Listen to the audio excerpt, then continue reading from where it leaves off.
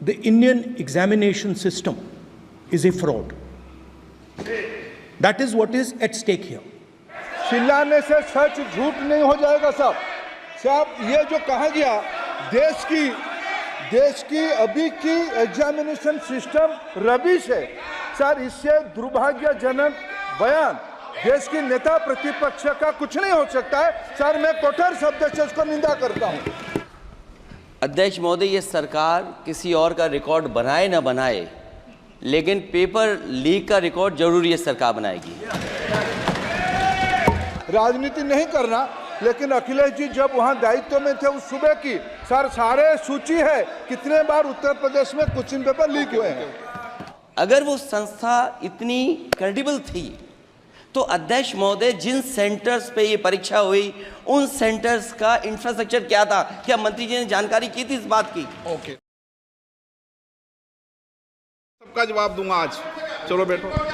अध्यक्ष महोदय, मैं आपका धन्यवाद देना चाहता हूं। देश के बहुत महत्वपूर्ण सवाल पर आपने मुझे पूछने का समय दिया है।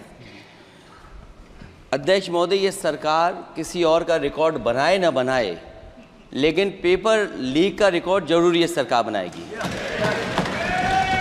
अध्यक्ष महोदय, मुझे इसके बैकग्राउंड में नहीं जाना है कि पूछें। अध्यक्ष महोदय, मुझे बैकग्राउंड में नहीं जाना है कि कब कैसे किस संस्था को बनाया गया है। पूरे देश के छात्र इस पे आंदोलित थे। लगातार अखबार और सीबीआई की जांच के बाद चीज़ें सामने आ रही हैं, लोग पकड़े जा रहे हैं, जेल भेजे जा रहे हैं। मैं अध्यक्ष महोदय आपके माध्यम से पूछना चाहता हूं मंत्री जी से, क्या सेंटर वाइज जिन बच्चों को सबसे ज़्यादा नंबर मिले हैं क्या उसकी सूची जारी करेंगे? 30,000 सीटें जहां हैं, कई सेंटर अध्यक्ष महोदय ऐसे हैं जहां 2,000 2,500 बच्चे पास हो गए हैं। सरकारी सीटें 30,000 हैं, कई सेंटर में 2,000 से ज़्यादा पास हो गए। कई प्रदेश के ऐसी जगह है जहां पर कुछ सेंटर से 600 से 650 से ज़्यादा सबसे ज़्यादा नंबर हैं। और अगर वो संस्था इतनी क्रेडिबल थी तो अध्यक्ष महोदय जिन सेंटर्स पे ये परीक्षा हुई उन सेंटर्स का इंफ्रास्ट्रक्चर क्या था? क्या मंत्री जी ने जानकारी की थी इस बात की? ओके, अध्यक्ष महोदय, मेरे आपके माध्यम से एक ही निवेदन है कि बिना ये मंत्री जी रहेंगे तो न्याय नहीं मिलेगा बच्चों को।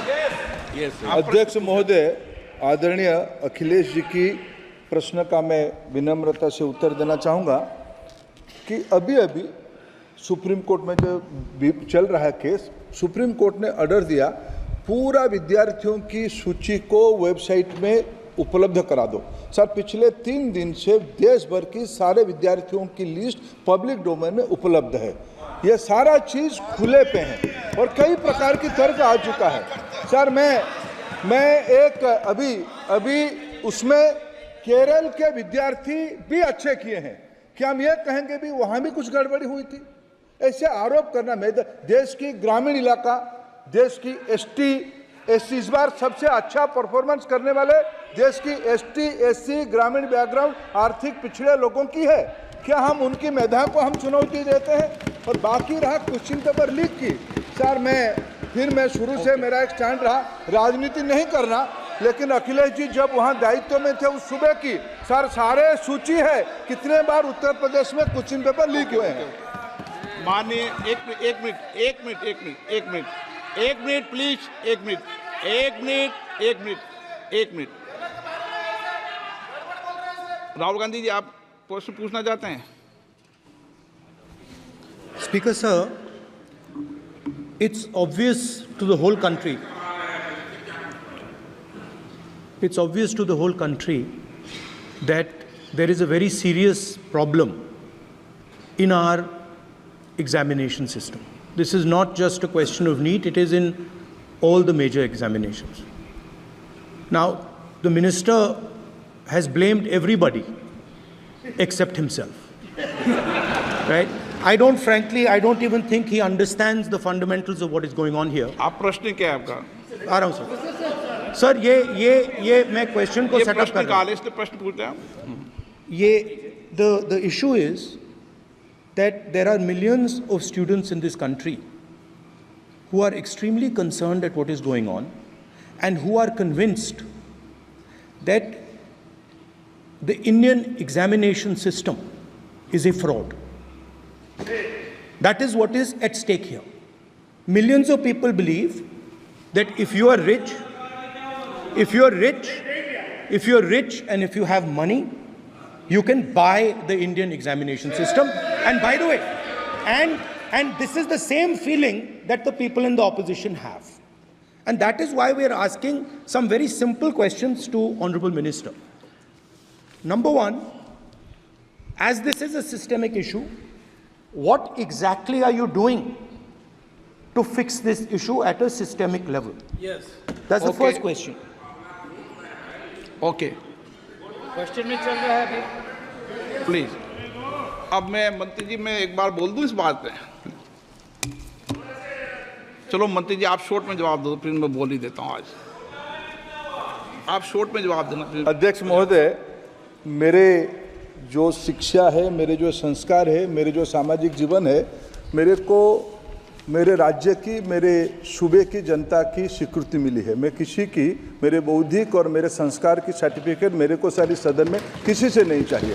देश की प्रजातंत्र में चुन के मेरे नेता प्रधानमंत्री मोदी जी को प्रधानमंत्री की भूमिका दिया है। मैं उनकी निर्णय से यहाँ उत्तर दे रहा हूँ सदन को। बाकी ये कहना चिल्लाने से सच झूठ नहीं हो जाएगा साहब। ये जो कहा गया देश की अभी की एग्जामिनेशन सिस्टम रबिश है सर, इससे दुर्भाग्यजनक बयान देश की नेता प्रतिपक्ष का कुछ नहीं हो सकता है सर। मैं कठोर शब्द से इसको निंदा करता हूं। बाकी रहा, मैं सर आपके सामने, आपके माध्यम से देश के सामने सर एक तथ्य रखता हूं सर। जिन्होंने रिमोट से सरकारें चलाई है, 2010 में 3 बिल आया था सर शिक्षा सुधार के लिए। उन्हीं की पार्टी के नेता आदरणीय कपिल सिब्बल साहब 3 बिल लाए थे। उसमें से एक बिल था एजुकेशन, उसमें एक बिल था prohibition of unfair practice bill 2010, जिसकी उद्देश्य एजुकेशन इंस्टीट्यूशन में माल प्रैक्टिस को बंद करना। सर मेरे सरकार की हिम्मत है, अभी हमने पब्लिक एग्जामिनेशन की रेगुलरिटीज में बिल लाए, कानून बनाए। क्या मजबूरी था कांग्रेस पार्टी की, क्या मजबूरी था नेता प्रतिपक्ष की? उन्होंने उस बिल को उल्टा किया, किसके दबाव में उल्टा किया? क्या निजी मेडिकल कॉलेज की दबाव में, उनकी घूसखोरी की दबाव में उन्होंने उस बिल को उल्टा किया था? सच सुनने की सामने नहीं है। ये मैं किसी की विद्वता में प्रश्न नहीं उठाता हूं, लेकिन सच 2010 में शिक्षा सुधार की बिल उन्हीं की सरकार ने लाया था, दबाव में उन्होंने उल्टा किया। ये हमको प्रश्न पूछते हैं। एक मिनट प्लीज। मैं सबको मौका दिया, सबको मौका दूंगा। एक मिनट माननीय सदस्य, प्लीज 1 मिनट बैठिए। प्लीज बैठिए। आप पहली बार, हाँ 1 मिनट।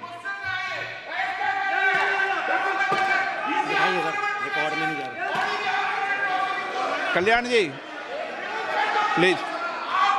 कल्याण जी